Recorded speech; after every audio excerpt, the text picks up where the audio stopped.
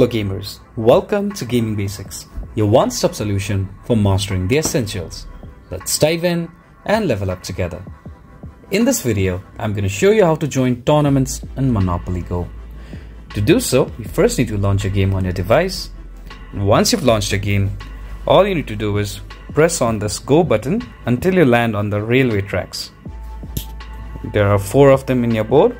One is right here, another one is here, one's here, and the last one is right here.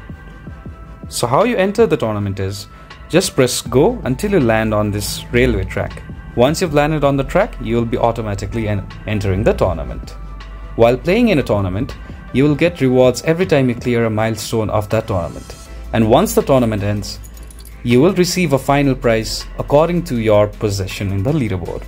If you found this video helpful, please give us a thumbs up. And if you have any questions for us, please feel free to mention us in the comment section down below. Also, don't forget to hit that subscribe button and ring the notification bell so you never miss out on our latest guides and tutorials. This has been your host Ace. Happy